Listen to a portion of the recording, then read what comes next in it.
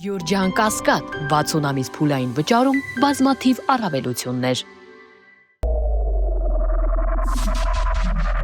Բարի երեկո, Մեդիաբի եթերում է Արենան է, ես Արթուր Հայրապետյան, այսօր զրուցելու եմ իմ գործընկեր, լրագրող Սուզի Բադոյանի հետ, բարի երեկո։ Ողջույն։ Շնորհակալ եմ հրավեր ընդունելու համար, մենք վաղուց պետք է հանդիպեինք, բայց ձգձգվում էր դու էլ աչուձախ, այս երկրի հոգսով, ցավով, տառապանքով եւ նաեւ իշխանության թիրախում, ինչպես միշտ։ Սուզի, հետընտրական Հիմա մոդա է այդ զոհ լինելը։ Ոնց որ էլ մոդա չի։ Չէ, հա։ Բայց դե հիմա ունենք ինչ որ ունենք եւ թիրախում լրագրողներն են եւ ամեն րոպե սպասում ենք, որ այս լրագրողին են տանելու, այն խմբագրին են գալու, հավաք են տանեն, չգիտեմ։ Մենք ճիշտն ասած արդեն ցուցակ ունենք, Արտուր ջան։ Մենք մեր ներքին ցուցակն ունենք, բան ենք անում, էլի, գրազ ենք գալի, թե առաջին նովա լինելու, երկրորդ նովա, ով, բայց ոչ նախագահ Քոչարյանի, ոչ մեր Գառնիկի, ոչ Արտուր Սարգսյանի, ոչ մեկի նման չենք ասի, մենք չենք վախենում, եկեք մեզ տարեք, որտեղ մեր կռիվը մեզ տանելը չի, էլի, մեր կռիվը բնականաբար ինչ որ բանի հասնելն է, արդարության հասնելն է, բայց ինձ ավելի շատ չի վախեցնում այն, որ որևէ խմբագրի կամ խմբագրության ներխուժման դեպք կամ ձերբակալության միջադեպ կգրանցվի, ինձ ավելի շատ անհանգստացնում է եկեղեցու մոտալուտ խնդիրները, այո, խնդիր մեղմ նկարագրենք։ Ես այդ ագնապով դրան եմ սպասում, ճիշտն ասած։ Ինչ է այս ծրագրում ունեցել ենք։ Ծրագրի մեջ հստակ գրված է եղել եկեղեցու հետ կապված։ Ծրագրի մեջ գրված էր, մինչ այդ էլ 19 թվին, 18 թվին մենք տեսանք, որ իրենք արարը սկսեցին եկեղեցով։ Այո, շատ տները հավաքած է, կարևորը։ Թե թողել ես որ գան իրանք հավաք։ Այդ աղջիկների հումորն ես ասում ամեն դեպքում տները հավաքած կպահես, պասպորտդ էլ ձեռի տակ։ Մեկ էլ եթե ոսկեղեն բանն ես, ամեն դեպքում տուր մի երկուսը։ Հումոր ենք անում, բայց ես հանկարծ չասեն, թե սրա ծագման աղբյուրը որն է, չէ։ Ահա։ Բայց այս վերջերս ես էլ եմ սկսել տները հավաքել նոր դուրս գա տնից։ Ամեն դեպքում Հայաստանը ապրում է հետընտրական, այսպես թողբոհի մեջ, բայց ինչ որ տեսնում ենք, որ շատ մեռելային լռության մեջ է Հայաստանը գտնվում։ Մեռելային լռություն, թե ստվերային գործընթացներ, չգիտեմ։ Չէ, այն որ ինձ թվում է, որ տեղի է ունենում կուլիսային ինչ որ թե պայմանավորվածություն կլինի ընդդիմության հետ կապված, նույնիսկ ես չեմ զարմանա, որ իշխանության հետ նաև, բայց այնուամենայնիվ մենք ուժեղ Հայաստանի վրա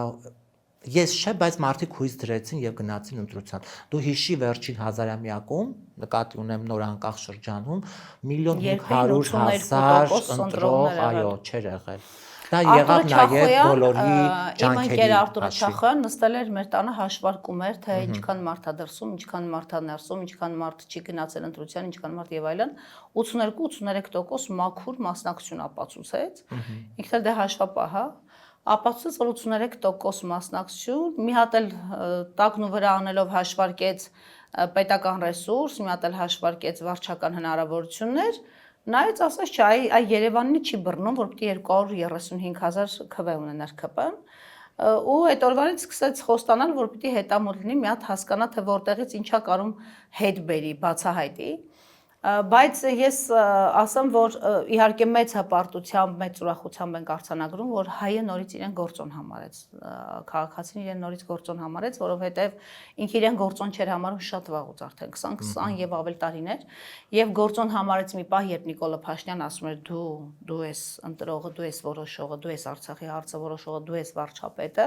եւ այդ ժամանակ ինքը տնից դուրս եկավ, սկսեց Նիկոլին օգնել, եւ նորից ինքը մեռավ, ինքը դադարեց ունենալ բոլոր իմաստներով, ինքը սկսեց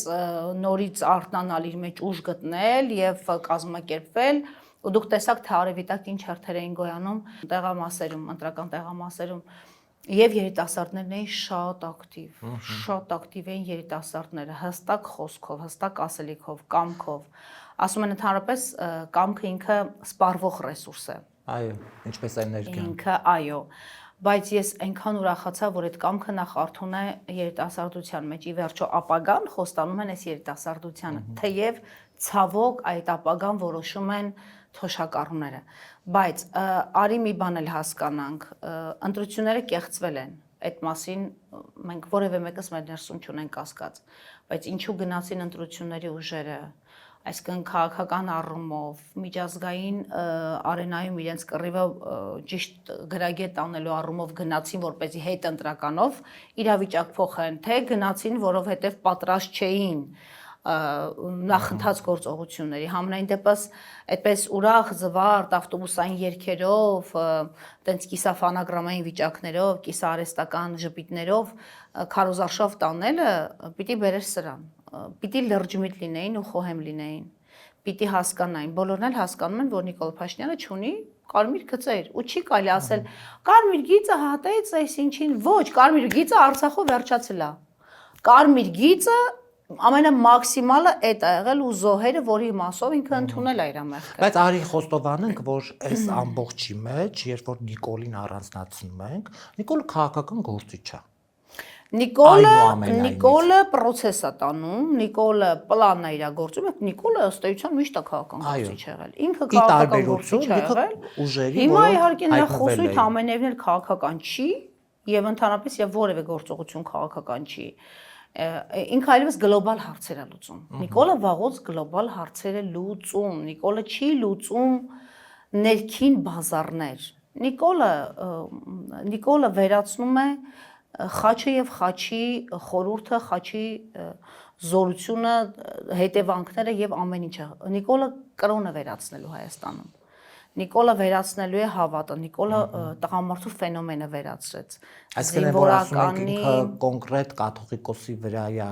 շեշտը դրել, դա չի։ Չէ, իրականում կաթողիկոսին առանցք էր դարձել, բայց ինքն էլ ընդունեց ընթացքում, որ եկեղեցու դեմ է իր ամբողջ գործողությունը եւ չի բացառում, որ հենց կրոնի դեմ։ Ինքը իրեն հավատացյալ ներկայացնելով, երբ որ գործողություններ անում եկեղեցու դեմ, հավատացյալը չի գրոհի եկեղեցուրա, այն էլ այդքան գրեհկաբար ձևով։ Հավատացյալը չի հրահանգավորի ամբողջ զորքին հավաքել եկեղեցու բակում եւ փորձել նսեմացնելով ամենահեղինակավոր arczepiskopos-ին ձերբակալել, ամենահեղինակավոր։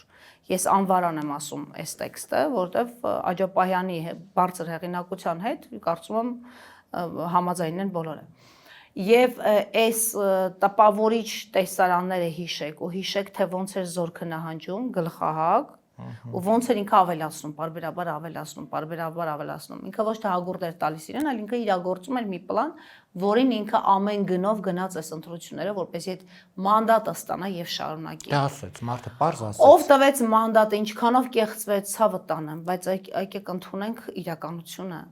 Փաշինյանին տվել են ձայն մարդիկ, Հայաստանի Հանրապետության քաղաքացիներ, քրիստոնյաներ, հայեր, յան ազգանունով մարդիկ Հայաստանում ծնված մեծացած, չգիտեմ, մեր հայրենակիցներ։ Տվել են ձայն։ Մենք գուցե կեղծել ասենք ռուսական բաները, իշխանավորները ներկայացնում են 15-ից 20% մինչև կեղծվել է։ Ես չգիտեմ իրենք ինչ տվյալների վրա են հիմնվում այդ տեսակետը հայտնելով, բայց այդ 15-ից 20-ից առաջ ձայներ են չէ եղել, որ այդքան։ Բայց արի փաստեն, որ 500,000-ը կա։ 500,000, 500, 550 ես մտածում եի կլինի իր վարչականով հանդարտ։ Իրանց քավոր սանիկներով, իրանց կներեք ոչ եթերային բառի համար լնգուլ ավազով հանդարտ։ Այն մարդկանցով, ովքեր այն պլինդուզի տակից դուրս են եկել ու հիմա երջանիկ ֆրֆռում են։ Այդ մարդկանցով հանդարտ ինքը կունենար 500, 550, բայց ինքը 550 նույնիսկ կասկածում եմ, բայց 500 կունենար։ Բայց այս բարձր մասնակցության մեջ էլ մի հատ տենց խայտարակություն։ Ստացեց որ բարձր մասնակցությունն էլ չօգնեց։ Տեսեք մենք անընդհատ ասում ենք, չէ, որ բարձր մասնակցությունը Լսի դեմ ենք իր մաթեմատիկայի վրա, ճիշտն ասած, մի քիչ նաև կասկածներ ունենք, բայց ինձ այդքան դժբախտություն չի, որ Նիկոլը կրել է, որովհետև ես մտածում եմ, որ այս գործընթացը չի կանգ առել եւ առաջին անգամը որ արի ընդունենք խոստովանենք մեր սպասումները ոչ այնքան ընտրություններից է, որքան հետ ընտրական գործընթացներից։ Մենք իրար մեջ խոսել ենք, չէ, շատ անկեղծ եղել ենք, որ մենք ընտրություններով վճարական ելք չենք կանխատեսում, առաջինը, որովհետև թողինցների ընդդիմությունը տեղերը պահելու այդ ջանքերը չէր թափել եւ դա մենք բոլոր լրագրողներով ֆիքսել ենք տարբեր ընտրատեղամասերում, անգամ Երևանում, մեր քթի տակ։ Ընտրատեղամասերում տեղերը չէին պահում եւ շատ խեղճացած, շատ ընկճված էին ընդդիմադիրների հանձնաժողովի անդամներն ու վստահված անձիկ։ Մտնում եմ գոռալով ասում եմ, ովքեր են այստեղ ընդդիմադիրները, հələ մի հատ շուտ վստահված անձիկ ասեք։ սս թաքնվելով, բախկվելով։ Այո։ Գալիս է քվեները հաշվելու պահ ինչ որ մեկը նստած խաչ անում, նկարել եմ, այդ տեսանյութերը ունեմ։ Խաչ է նկարում սենց թղթի վրա։ Վանաձորում Այսինքն վստահված հեռանում են անձը այդ հաշվարկի պահից։ Հիմա համագործակցել են, աշխատել են հետները, Չիմացության վախեցրել են, արդյունք է, չեմ գուցե։ կարծում, չի։ Նու մի քանիսին հարցնում եմ, ասում եմ դուք այս գործընթացին պիտի հետևեք ակնդետ, պիտի դուք վստահված անձի կարողանան դուրս գալ նաև ընտրատեղամասի միջավայրը զննել, ասում դուք հասկանում եք, դուք իրավունքներ ունեք, լիազորություններ ունեք։ Ասում եմ, հա, զգում եմ, որ կիսատ պռատա գիտելիքը, որտեղից գիտեք այս ամեն ինչը, ասում եմ, ես Գոհար Մելոյանը տրեյնինգ արել, այսինքն տրեյնինգով իրանք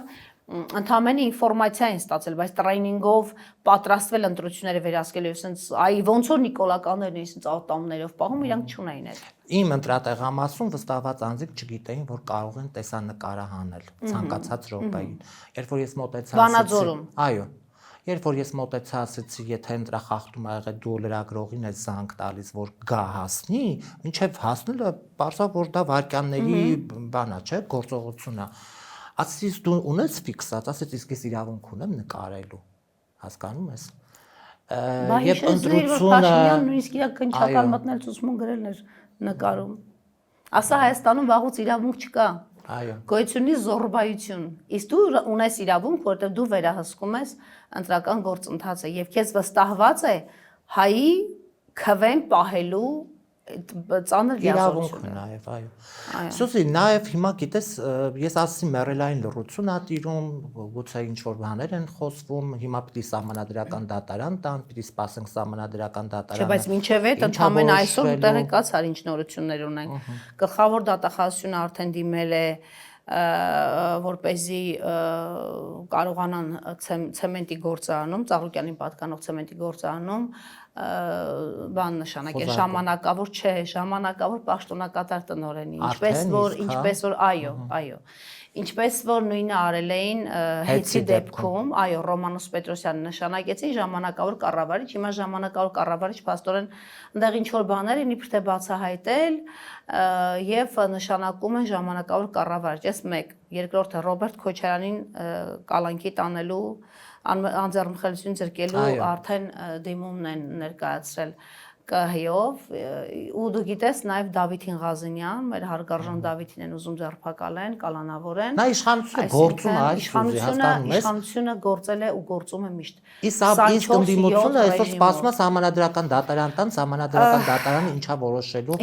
վերահաշվարկի եւ հաշվարկի ընթացքում։ Ես Էդմոն Մարուքյանի այն տեսակետին, որ հենց այդ գիշեր, երբ որ մարդը հայտարարում է ես վարչապետ եմ ընտրվել, բայց ընդամենը 2-3 ժամվա 10%-ն է ձայների հաշվել, ասում է դուք ինչ եք սպասում, այսինքն մտածում եք ինքը պետք է հետո մտնի ասի, չէ, ներողություն, բարձվում է դուք եք ընտրվել։ Այսինքն եթե մարդն ասում է ես ընտրվել եմ, ձեր գործողությունը ո՞րն է, նստած էլ դուք քչփորում եք, հաշվում եք, մի հատ էլ չպահանջում եք վերահաշվարկ, մի հատ էլ չմտածում եք ՍԴԴ-ում եք, ժողովուրդ, այս պլանները դուք պետք է ունենայեք։ Բայց անք սպասում են, որ Վահագն Հովակիմյանը սա տրամաբանական է նույնիսկ, սա շատ տրամաբանական հաշվարկ է։ Հետո նաև քաղաքական, հետո նաև պատասխանատվության։ Դու ի վերջո չես գնացել, որ դառնաս իշխանություն, որ քո կյանքը լավ լինի։ Դու գնում ես դառնալ իշխանություն, որպեսզի վերցնեիր ձեռքից Հայաստանի դեմքով խաղալիքը։ Դու գնում ես ձեռքից վերցնեիր մեր ճակատագրերը։ Այսինքն դու քո պատասխանատվության զգացումը տենց էիր պատկերացնում։ Դու լնստած հլբանակցում եք, քննարկում եք։ Մենք պետք է մտածենք, որ քայլին ոնց հայտարարություն անենք։ Սեղանի վրա պիտի մենք ունենանք այդ ամբողջը։ Նա նույնիսկ իր Կիրակին է օգտագործել քարոզարշավի մեջ կոնտեքստում ձեզ սպառնալու համար։ Դուք ձեր գործողությունները Նիկոլը շատ բաց է խաղում։ Նիկոլի բոլոր գործողությունները արագ են, կանխատեսելի են, շատ կանխատեսելի են եւ հաշվարկելի։ Հետևաբար նաեւ կարող ես դու դիմադրել։ Հիմա մենք ընդդիմություն ենք բերել, որ աշխատավարձող ընդդիմություն պահենք նորից։ Չէ, ասում են Նիկոլոս համանդրական մեծամասնություն չի, եւ մենք հիմա եթե այդ մանդատը վերցնենք, ազգային ժողովում ինչ որ բաներ կկարողանանք դիմադրել։ Կներեք, ես այստեղ ընդհանրապես համաձայն չեմ իրանց հետ, որովհետեւ մենք ձայներ տվել, որպեսզի մենք ունենանք Չէ, իրենք ասում են չայած փոքրագույնը այն է, որ սահմանադրությունը մայրօրենքը չի փոխի, եկեղեցու վրա հարձակում չի գործի եւ մենք ընդհանրապես դատախազ, դատավոր նշանակելուց որոշումներին կմասնակցենք։ Որ պիտի մասնակցեք, հետո այդ դատախազը նաև ձեզ ձերբակալի հետնել կիսեք այդ պատասխանատվությունը։ Երկրորդը դուք վստահ եք, որ ձեր մեջ այտենց արյունով Նիկոլասերներ կամ նիկոլականներ չկան։ Օրինակ ես վստահ չեմ։ Դու ճանաչում ես Արտուր։ Դու ճանաչում ես նոր ընտիր падգամավորներին։ Անկեղծ։ Ցուցակը երբ որ նայեցի 5 հոգու 6, 5-6։ Այն օրը Մամիկոն Ասլանյանն ինձ գրում է դու ինձ չես ճանաչում, որ գրել էիր մենակ Դավիթ Ղազարյանին ու Մելոյանին եմ ճանաչում։ Ասում չէ, գրել էի եւս մի երկու հոգի, այսինքն ձեզ ու Էդգար Ղազարյանին։ Մնացածին չեմ ճանաչում, ժողովուրդ, պլիզ, բայց չեմ ճանաչում։ Հիմա որ չեմ ճանաչում, ես կարամ վստահեմ։ Դու որ մեկին չես ճանաչում, իր համար կարաս երաշխիք տաս։ Երկե ոչ։ Իսկ ճանաչածդ մարդկանց ես վախենում, որովհետեւ դու չգիտես, որ պահին այդ մարդուն ոնց կկաշկանդեն։ Բայց ասենք ինչի մասին է խոսքը, դուք այսօր էլի տենց էփում եք մեր ականջին, որ գնալու եք մանդատ վերցնեք, էլի վերցրեք։ Ինձ լրիվ մեկ է, որովհետև ես սկսում եմ այլևս չկապել իմ սպասումները ձեր հետ, ինչպես որ դուք եք անդադ սպասել արտաքին ազդակներին, հիմա ձեզնից շատ մենք ենք սպասում։ Այսինքն դուք այլևս մեր համար հազար ներողություն նույնիսկ գործիք չեք, որպեսզի այդ process-ները դուք կարողանաք իմիբել, որովհետև որ դու քաղաքականապես ոտաբոբիկ ես։ Դες ես օրինակ երեք իմ հյուրը ուժեղ Հայաստանի падգամավորի տեխնացուներ, Գառնիկը, որ խոսում են եւ այլն, վերցնել, չվերցնել, հասնել այնտեղ։ Ես օրինակներ էի բերում 21 թվականի ընտրական վիճակից եւ ասացի Հայաստան դաշինքը ասում էր նույն այն, ինչ որ հիմա դուք եք ասում, ինչու են վերցնում մանդատ վերցնում եմ, գնում եմ այնտեղ, որպեսզի հեռացնեմ Նիկոլ Փաշինյանին։ Մինչև այդ խոստումը Իսկ 5 տարի ինչ էինք անում չեղավ։ Փաշինյանի ամենաթույլ ժամանակին ինչ էինք անում մենք։ Անընդհատ ստրատեգիական նահանջներ էինք արձանագրում։ Այո։ Հիմա 5 տարվա մեջ դու ինձ կարող ես օրինակ բերել ընդդիմությունը մի օրենք Դրոշի մասին օրենք Ահվան Վարդանյանը։ Մեն այդ մի օրինակից մնաց էր, հա, որ ընդունում։ Մենք ուրիշ օրինակից չունենք անցած։ Իրանք հիմա ընկել են Նիկոլի օրը, եթե հիշում ես Նիկոլ Փաշինյանը ինքը երբ որ падգամավոր էր, որևէ օրինագիծ, որևէ նախաձեռնություն չուներ, բացի ղաշ ելույթներից։ Թող ինձ ներեն այս գռեհիկ համեմատության համար, որտեղ ես համարում եմ, որ սա նաև վատ համեմատություն է։ Բայց ըստ էության ստացվեց, որ մենք ելույթի ամբիոնում այսպես PR-վելու, ներկայանալու, լրագրողի սարքազնյութերով հարցեր ձևակերպելու, տենց մեկ-մեկ էլ սպորտը տեղ դնելու համար ենք падգամավոր ընտրում։ Ոչ, ժողովուրդ ջան, падգամավորը նախ ամբողջ հանրային կյանքի, հանրային ամեն ինչի հանդեպ, գործընթացների հանդեպ վերահսկողական բացառիկ ֆունկցիա ունի։ Ընդդիմադիր դաշտը ինքը պիտի այդ գործառույթը կատարի, որը դուք չեք կատարել։ Ավելին ասեմ, մենք տեսել ենք բազմաթիվ անգամներ, երբ որ գործընթացներ են լինում, ընդ որում երբեմն ինքնաբուխ մարդիկ փողոց են լցվում, այդ թվում նոյեմբերի 9-ին, այդ թվում սեպտեմբերի 13-14-ին 23 թիվ, այդ թվում Արցախը դատարկելուց հետո այդ բլոկադայից հետո երբ որ սեպտեմբերի 19-ին հավաքվեցին հրապարակում, այսինքն նրանք ձեր կոչով հավաքված մարդիկ չէին եւ դուք չկարողացաք նրանց կառավարել։ Դուք չկարողացաք եւ նախընտրեցիք այդ մարդկանց ուղարկել տներով, որ հանկարծ դուք չձերբակալվեք, չկալանավորվեք։ Այսօր էլ ասում եք, մենք չենք վախենում արդարադատությունից։ Okay, դուք չեք վախենում արդարադատությունից, բայց այսքան ժամանակ այդ դեպքում ձեզ ի՞նչն է կանգնեցել, որ դուք գործընթացները մինչեւ ավարտին հասցնեք։ Բայց ուժեղ Հայաստանի Գոհար Գումաշյանը հայտարարեց, որ ինչու փողոցը չեն բանանելու, հա, գեներացնելու։ Ճիշտն ասած, ես մտածում եմ, որ այդ աղջիկը ինքնագործունեություն է ծավալել, մանավանդ այդ աղջիկա քաղաքական հասունության մասին ես ոչ մի ինֆորմացիա չունեմ, ես չեմ կարդացել ու չեմ լսել իրան, տենց ես իրան չեմ տեսել մինչև այդ մեր հետ փողոցում, Արտուր ջան։ Ես չեմ տեսել այդ աղջիկա։ 8 տարվա մեջ։ Այո, մենք գոնե պատերազմից հետո փողոցում ենք եւ որպես լրագրող եւ որպես պատասխանատու քաղաքացի հանրային պատասխանատվություն իր վրա վերցած քաղաքացի, բայց մենք չենք տեսել, չէ՞ Գոհար Գումաշյանին։ Ես անձամբ չեմ տեսել։ Գոհար Գումաշյանի դեմքը առասարակ տեսա, երբ որ Սամվել Կարապետյանը որոշեց քաղաքական գործընթացների մեջ մտնի։ Ես չեմ տեսել այդ աղջկան եւ չգիտեմ իր քաղաքական հասունության աստիճանը եւ չգիտեմ այդ նախադասությունը ով էր իր գլխի մեջ տեղավորել ու ասել անպայման կարտասանես։ Եվ անպայման դա զենք կդարձնես հակառակ կողմի վրա, որ մեզ կրակի։ Որովհետև նախ աղջիկ ջան, բա դու ինչի ես պատրաստ։ Ես չեմ ասում դու պատի պատրաստ ես սպանվելու կամ զոհվելու, բայց դու պիտի պատրաստ, այն որ դուք ասում եք ցանկացած սցենարի պատրաստ պիտի լինենք, այդ պիտի լինի։ Ոչ թե տենց գեղեցկանալ եւ դուրս գալ, շատ հաճելի է, որ բոլորդ խնամված եք, հիգիենիկ եք, հաճելի եք, աչքի համար իհարկե հաճելի է, բայց մենք կարծեմ թե մի 5 տարի, 6 տարի խոսում ենք հայրենիքը փրկելու մասին։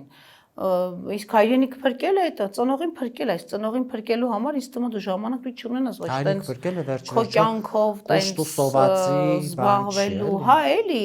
ժողովուրդ մի քիչ պիտի համոզիչ լինի նաև մեր պայքարը։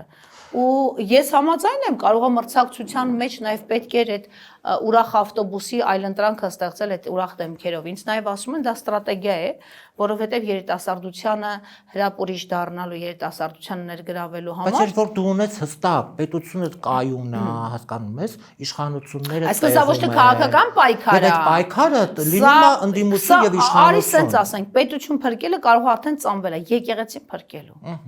Մանավանդ իրենց ուժի պարագայում լրիվ արդարացված ասել եկեղեցին փրկելու, որովհետև իրենց քաղաքական ուժը ծնվել է եկեղեցու բակում, իրենց քաղաքական միավորը ստեղծվել է եկեղեցու վրա հարձակման արդյունքում կամ հետևանքով։ Հետևաբար իրենց ամբողջ նախ իրենց այդ 5 կետանոց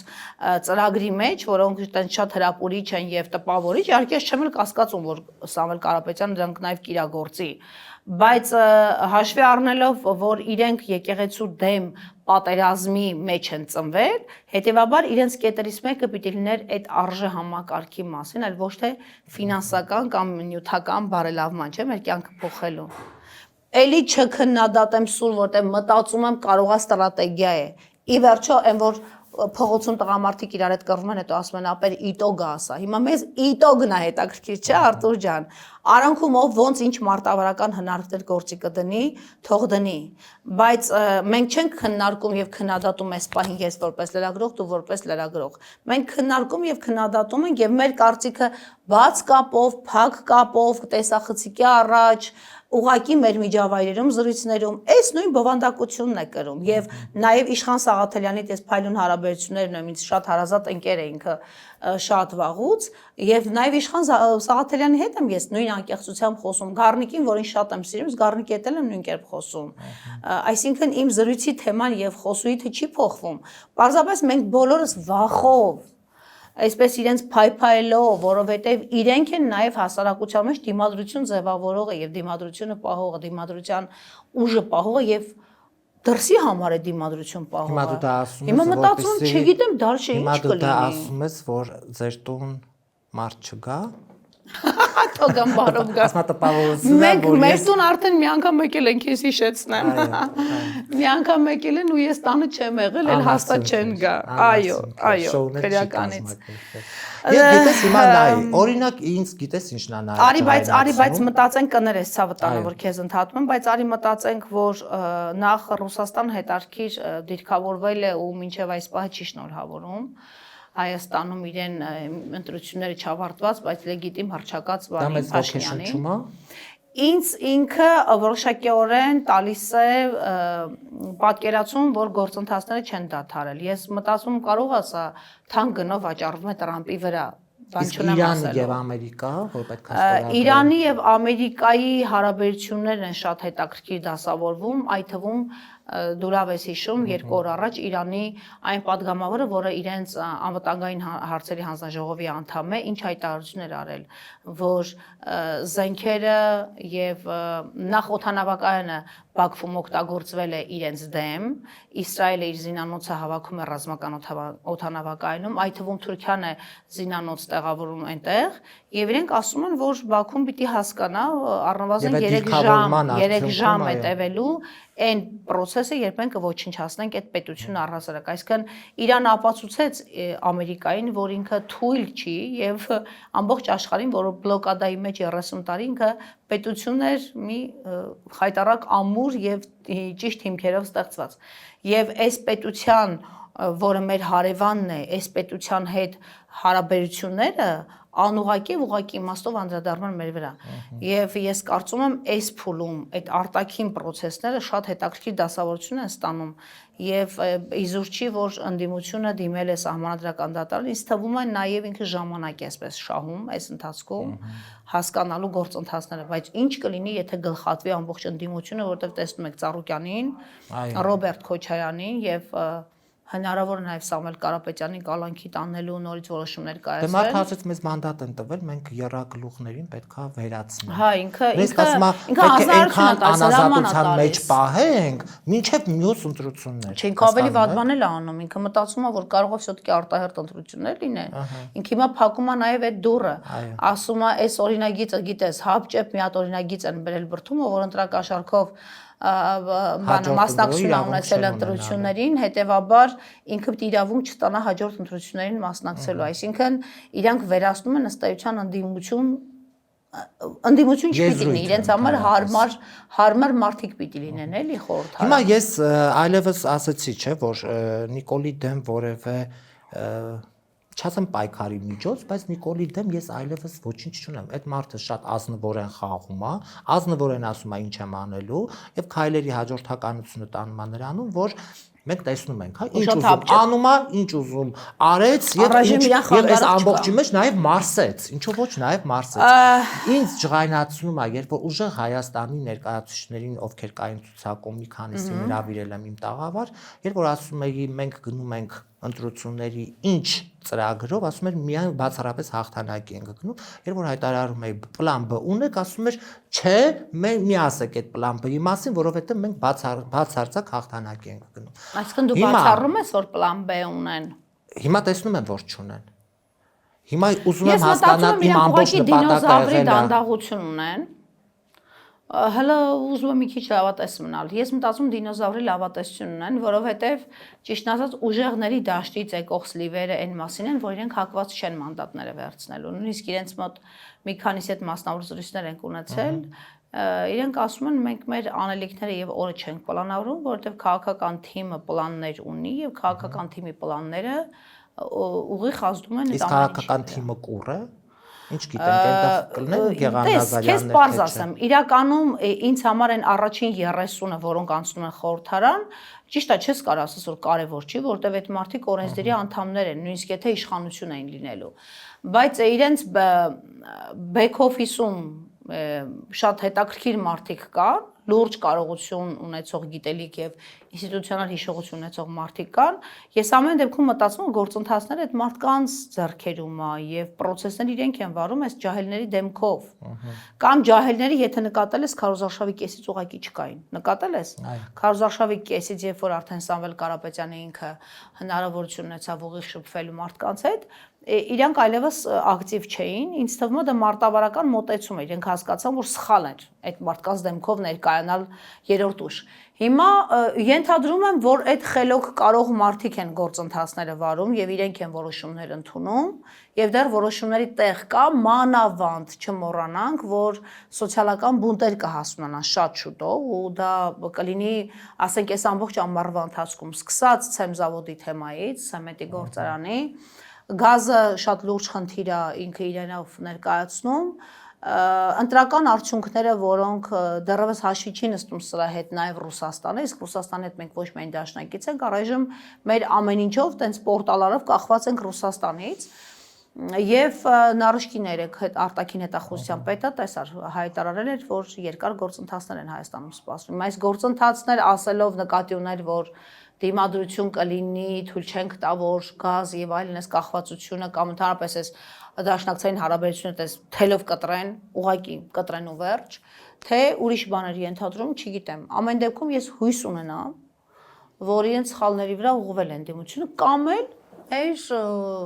մեր վերաբերմունքից իրենք կաշկանդվեցին ու չվերցին մանդատները։ Հնարավոր է այդ պլանները կար, որովհետև մենք տեսանք, թե ինչ արագ ընդվզեց ամբողջ սոցցանցը ու ինչքան պաշտպանվելու գործառույթ վերցրեց իր վրա ընդդիմությունը եւ սկսեց բացատրել, պատճառաբանել։ Չի բացառվում, բայց ամեն դեպքում ես ուզում եմ մի քիչ դրական սպասել։ Հետո սոցիալական բունտերը իրանք ի վերջո մենք ունենք մի հատ փաստ, հասարակությունը արթուն է։ Եկեք չնայենք ընտրական թվերին։ Եկեք նայենք փաստերին։ Իսկ եթե ընդդիմությունը մանդատը վերցրեց գնաց հասարակությանը մենք էլի տանում ենք խոր անդուն, որովհետև հաջորդ ընտրություններին հնարավոր է այդ մարդիկ այլևս չգնան ուղղակի։ Հաջորդ ընտրությունների մասով ես այլևս Հայաստանն իրավիճակում է Արտուր ջան, նույնիսկ մենք մեր անձնական պլաններում չունենք 6 ամսվա բան, հա, հեռահար նպատակ չենք դնում 6 ամսվա, որովհետև մենք չգիտենք զարգացումներ ինչ արագ են տեղի ունենալու։ Իսկ կարմիր բանակը գալու է վերջում փրկի մեզ։ Վերջում, հա, ինչպես միշտ է վերջում։ Դե պատմության Իսկ միգուցե կարմիր բանակը ինքը դուրս է գալիս ընդհանրապես տարածաշրջանից։ մտել կա։ Դու մի մոռացի 2 օր առաջ քո արտգործ նախարարը դրսում հանդիպում էր այդ ԵՄ-ի անդամ երկրների արտգործ նախարարներին եւ ԵՄ-ի ներկայացուցիչը Տիկինը ասաց, որ մենք լուրջ ֆինանսներ կտրամադրենք ձեզ, որպեսզի ձեր հարևան պետությունների հետ ձեր տնտեսական հարաբերությունները նորոգեք եւ սկսեք առևտուր։ Հարևանը ով է։ Հաստատ Եվրամիությունը հնարավորություն ունի ազդելու Իրանի վրա։ Մյուս հարևանը Վրաստանն է, Վրաստանում մենք հասկանում ենք ինչ քաղաքական կուրս է, նույնիսկ ԵՄ-ական նախագահը փախած էր ընտրություններից հետո։ Հիմա ստացվում է Ադրբեջանի ու Թուրքիայի մասին էր ակնարկը, այսինքն մենք կօգնենք ձեզ, փողեր կտակ, որպեսզի թուրք գործարարագազեր մոտ կապիտալներ ստեղծի եւ դու կարողանաք առևտուր անել։ Ու ծափահարելով, ուրախանալով ամբողջ լրատվադաշտը իշխանական սկսեց դրա մասին ավետել։ Հիմա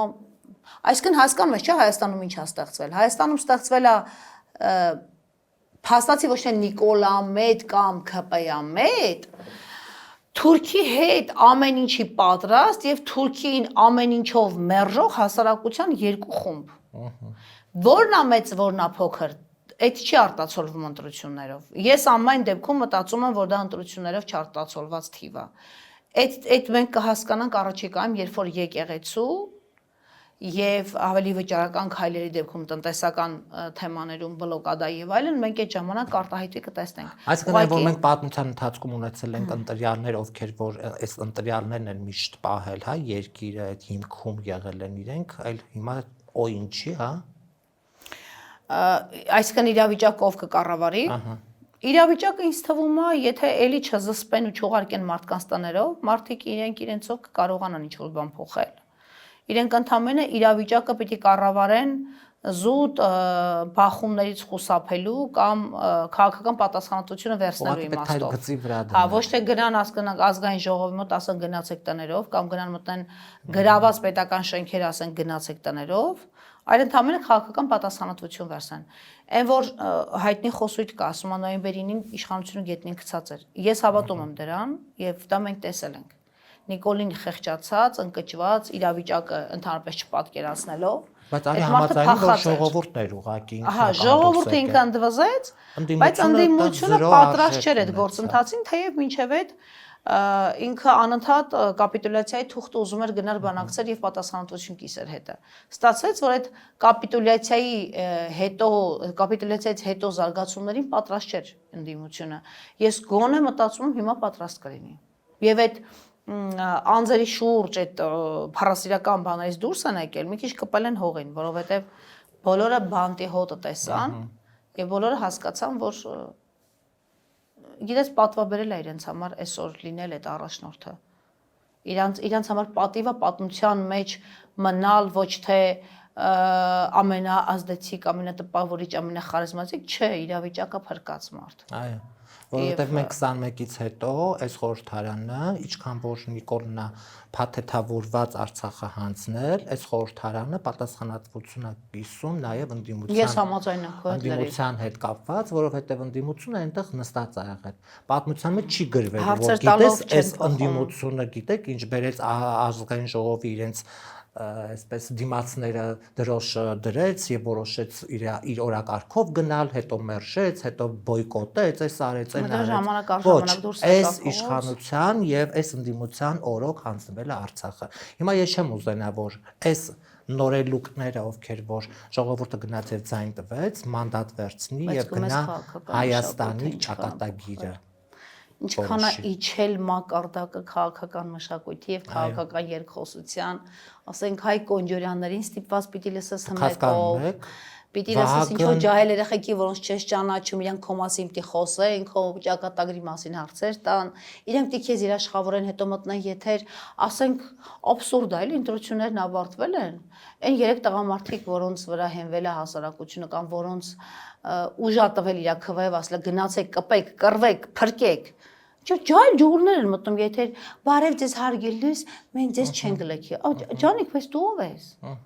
Բարև, մի հատ նախ ներկայաց դու ով ես։ Հա, այդ ցուցակի մեջ ես, մի հատ ասա դու ով ես, դու ինչի՞ պիտի ես քեզ վստահեմ կամ չվստահեմ, կամ դու ով ես որ դու ինձ երաշխիք տաս։ Գոնե տղամարդիկ էլի խոսեն, լավ։ Ենթադրենք առաջնորդները դեռ քաղաքական կոնսուլտացիաների մեջ են, բայց չկան այդտեղ մի քիչ բանական ճիշտ տղամարդիկ խոսեն։ Լավ, այդ աղջիկներին են տվել այդ։ Նախորդ օրը ես մի հոգեբանի էի լսում, եմ։ ասեց արժե համակարգը մարդու եւ մարդկության կայանում է նրանում, որ այլևս իրենք ոչ մի բանի մասին են։ Հիշեցի իհարկե Դանթե, որը ասում էր ոչ սատանայի համար ես պետք, ոչ Աստծո համար ես պետք եւ այդ ուղենիշներ, հա, գծում։ Հիմա կմտածեն դու լրագրող ես ցուցակում չես հայտնվել, դրա համար նախանձում։ Դրա հնարավորությունը ու շանսը դու չես ունեցել, որ կարայիր հանգիստ ունենայիր դա։ Մտքից ծերով չի անցել։ Ահա։ Կամ որ իշխանության ես ուղղակի ամեն անգամ ունենայիր ասենց մանդատ։ հաղորդումների ժամանակ կրկնել եմ, որ ես չունեմ որևէ քաղաքական ձգտում, հետաքրքրություններ է դաշտում, հակառակը ես մտածել եմ որը որ իրավիճակը դառնա նորմալ բանական մարդու ձեռքում կառավարելի, ես ուղղակի կգնամ լրիվ ուրիշ կյանքով ապրելու երջանիկ։ Այդ պատասխանատվությունը խի ես վերցնում քո վրա։ Հա, էլի, մենք գիշ չենք, էլի, որ ամեն օր մեզ դնենք ինչ որ բանի մեջ ու ամեն օր լարված գրաֆիկով ապրենք մեր տնից։ Իսկ իրանց թվում է այդ մանդատը ոչ մի բանի մասին է, ոչ պատասխանատվություն կա։ Ես այդ պսպղան աչքերը տեսել եմ այդ գայթակղված այդ։ Դաժե եթե նկատել ես իրանք sense մի տեսակ դիրքավորում են։ Բարև ձեզ, ամեն օր պարտադիր իրանք սիրելիս մեկը կար, որին ես միշտ անունով էի դիմում, հիմա չասեմ ով, այդ ընթացքում զանգեցի իրան, ասեց ես այլևս Տիկին Այսինչյանն եմ։ Ահա։ Ինձ որ հələ մանդատը չի վերցրել հասել ազգային ժողով կնոպկասեղմով։ Ես այդ խաթրիկ երևի կհավատարմագրվեմ այս տարի ազգում։ Այո։ Դա էլ մեր ընդդիմությունը իր գեղեցիկ։ Իսկ միգուցե իրենց ասես, որ Ջանիկս, երբ որ մենք նախկինների համար օրինակ ահագին անվտանգության բարձիկ ենք եղել,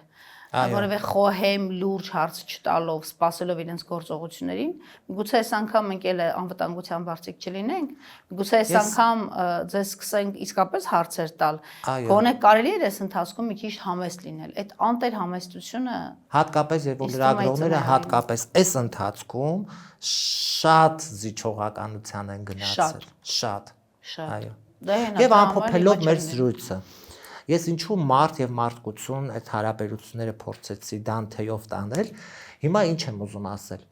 Դու զգացել ես, որ այս առողջապահական համակարգը ինչքան էլ որ մենք ասում ենք գոյություն չունի, որովհետեւ երբ որ հասկացան, որ աչքը վնասված է մարդու եւ անվճար է, հա, պիտի գնալ վիրահատվել, ես տատիկ պապիկի գիտեմ, 2 անգամ որոշել եմ գնա նույն աչքը վիրահատել, որովհետեւ անվճար է։ Չէ, որովհետեւ անվճար է։ Հիմա նաև բոլոր մեր օղակներում, հա, առողջական խնդիրներով մենք բախվում ենք։ Այս խնդրին, այն խնդրին եւ հիմա հասարակության մեջ որ ձևավորվում է մտքի հետ կապված, դու արդյոք կապում ես այն առողջական խնդիրները, որը այո տանելու է այն նշաձողին, որը մենք բերելու ենք հանգեցնենք մի իրականության մեջ, որի մեջ ենք հիմա։ Դե հիմա այդ դեգրադացիայի հետևանքը դուք նկատել եք ընտրական արդյունքներով, այդ դեգրադացիան հեռախոսներով, այդ դեգրադացիան ուտելիքով է տալիս, դա գենետիկա, չէ, ինձ թվում է փոխվել, ինձ թվում է այն թույնը, որը տեղեկատվական հոսքերով լցվում մարդկանց արյան մեջ, դրանից ծանր թույն չկա։ Այդ թույնը երբեմն ճշմարիտ տեղեկատվությամբ է ազդում մարդու վրա, ավելի հաճախ փաստորեն Նիկոլի ղժղժ ձայնով իրանց այդ պերֆեկտիվիները, դե պերֆեկտը չկա եթե նկատել ես։ Պերֆեկտներով, այսինքն թրքասիրական այդ Թուրքիայի հետ համակեցությամբ ապրելու քարոզչությունով իրանք շատ հետաքրքիր քաղաքականություն են մշակում։ Մի մոռացիր, որ իշխանության եկավ, այդ ժամանակ սմարտերը նոր-նոր մտել էին մեր կյանք, սմարտ հեռախոսները։ Նիկոլ իր ամբողջ քարոզարշավը տարավ հեռախոսով։ Եվ ինքը այդ իմաստով գենի է, ինքը կարա անverջ 24 ժամ խոսի, ուղիղ եթեր պահի եւ անդադ քեզ հետաքրքիր դառնա իր խոսույթով, իր հիմար սպառնալիքներով, չգիտեմ, քաջազում վիճակներով կամ կնոջ հետ տեսարաններով, տենց սենտիմենտալ fake։ Հիմա այս մարդը սմարտերով մտավ քաղաքական ակտիվ process-ի մեջ, սմարտ հեռախոսներով մարդկանց ստիպեց մտնել ու գրանցվել Facebook-ում։ Ես իդեպ 2008-ի մասին ֆիլմ էի արել, այն ներողություն 2018-ի այդ հեղափոխության մասին ֆիլմ էի արել, ընդամենը գործընթացները 0-ից մինչև վերջ հավաքել էի քաղաքական գործընթացները ոնց էին տեղի ունեցել։ Եվ այդ ընթացքում ֆիքսում եմ, որ պաշտոնական թվեր Facebook-ի օգտատերերը Հայաստանում 556,000 ինչ-որ թիվ էր եւ դարել է միանգամից 1,600,000 քանի հազար, հասկացար, այսինքն 1,100,000 մարդ գրանցվել էր Փաշինյանի շոուների պատճառով Facebook-ում, որպեսզի ամեն օր ինքը նայեր ինչա անում Նիկոլը Երևանում։ Ասենք հիշում ես Արյան Դոնորի փող էին հավաքում բանկայով, Դավիթ Սանասարյանն ու աղքը, եւ Լևոնը Բարսեղյան, որը անհետացել է, եւ ինչ որ մարդիկ ինչ որ շոուներ են անում, sense փոքրիկ էքշններ էին կազմակերպում, դաշնամուր էին քշելով բերում հյուսային պողոտա, նվագում էին, այսինքն այդ էքշններով իրանք պահում էին 24 ժամ, այն ինչը չֆայմեց ու երբեք այդ քաղաքականությանը չգնաց ընդդիմությունը, բացի իր դառնա այդ պանելային քննարկումներից, այն որ դաժե որպես լրագրող ստեղները սա հասել, ոնց կարելի է այդքան կրկնվել, կամ 1+1 ֆորմատով հարցազրույցներից, ասենք սպանվում ես, էլի ամեն օր նույն մարդը ամենտեղ նույն բանն է ասում։ Կարելի է չէ այդ նույն բաները մտածել, կարելի է չէ երիտասարդական կորիզ հավաքել, կարելի է չէ վերջապես է սոցիալական ծանր վիճակում գտնվող երկրում, որը ֆասադային գունեղ կյանք ունի, բայց խորքային քանդած ֆունդամենտ ունի, ասենց պարտքերի տակ կքված, այն ոնց որ մեր ասֆալտն է, ասենց բան կտոր լատկաներով, այտենց էլ մեր կյանքն է, սոցիալական վիճակն է։ Հեսա կպայթի շատ բան, նոր մարդիկ կհասկանան։ Կարելի է չէ վերջապես այսքան լրատվամիջոց բուծելու տեղը ՀԿ-ներ ստեղծեին։ Նորմալ իրավական հիմքերով աշխատող ՀԿ-ներ, որոնք կհավաքագրեին խնդիրները եւ կգնային խնդիրների հետքերով։ Ստացվեց, որ մենակ լրագրողները, փաստաբանները իրենք իրենցով պարտիզանական պատերազմով մեծ հաջողությունների են հասնում։ Բայց իրենք այդ բաները չմտածեցին։ Հիմա Facebook-ներով մարդը եկավ իշխանության, այդ Facebook-ում գրանցվածները մնացին, բայց ինքը սկսեց Facebook-ով հետո կերակրել 8 տարի, մանվելը տուշոնկի գողա, այս ինչը հանցագործ է, այս ինչը արնախում է ունենց բառերով, որոնք դու շարադրություն գրելուց կարող է 1000-ից 1 օգտագործես։ Մենք մեր լրագրողական տեքստերում այնքան դժվար ենք գործածում այդ սուր գերադրական աստիճանով ձևակերպումները, չէ՞։ Բայց այս մարդը դրանք դարձել սովորական բան, ոնց որ դավաճան բառն է դարձել առօրեական խոսույթ, տնից էլ լիքը բառեր։ Հիմա ասածս ի՞նչ է, այդ 8 տարվա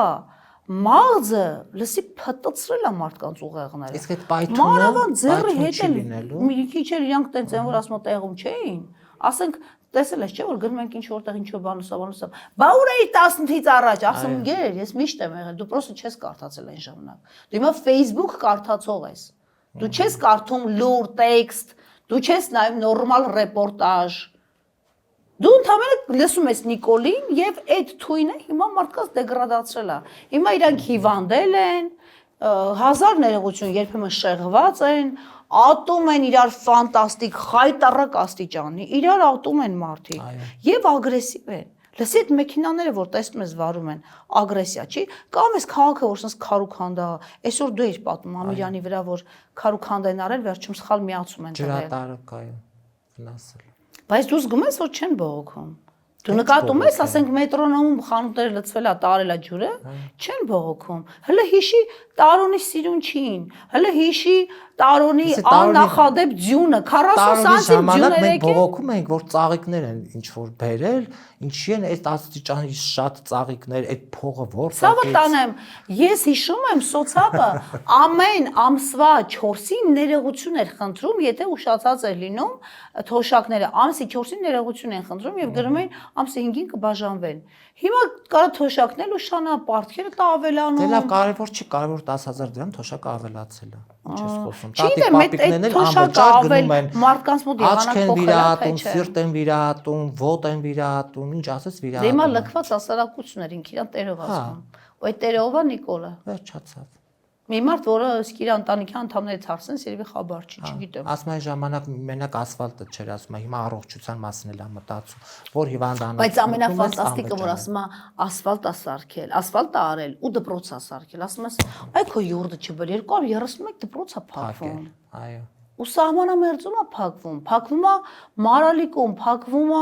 Գյումրիում, փակվում է այսինչ տեղ ասում քաղաքային միջավայրերում է նույնիսկ փակվում։ Բանասիրական ֆակուլտետը Երևանի պետական համալսարանի հայոց լեզվի ժամերը կրճատում է։ Արտասահմանյան գրականության ամբիոնը փակում է այս մարդը։ Ինչի՞ց ենք մենք ինչ ենք ուզում։ Ինչի որ դասագրքերում հայ գրականությունը դարձավ հայ գրականությունը, հեղինակներ կային, որոնք դուրս մղվեցին եւ եկան ժամանակակից գրողները տեղը լրացրին։ Երբ ասում էին նարեկացնել է դուրս մղվել։ Այո։ Գրականության գրքերը։ Այս իրականության մեջ ենք եւ նաեւ ունենք այս ընդդիմությունը, որը տեսնենք ինչ կանի։ Շնորհակալ եմ զրույցի համար։ Մենք կարող ենք երկար սպասենք ամեն դեպքում գոտե պնդենք ու սպասենք։ Դե, այդ որ ասում եմ չսպասենք ինչ պիտի անենք։ Ճարներս ինչ։ Ամեն դեպքում չենք արտագաղթում։ Չէ, արտագաղթել չկա։ Ասում արի պայմանավորվենք ինչ է լինի, մենք մեզ պարտված չենք համարում։ Շնորհակալ եմ Արտուր ջան։ Կհանդիպենք, բաժանորդագրվեք մեր YouTube-յան ալիքին եւ հուսանք մյուս եթերի ժամանակ ունենանք ավելի դրական արդյունք, խոսենք այս դրական բաներից։ Հուսանք։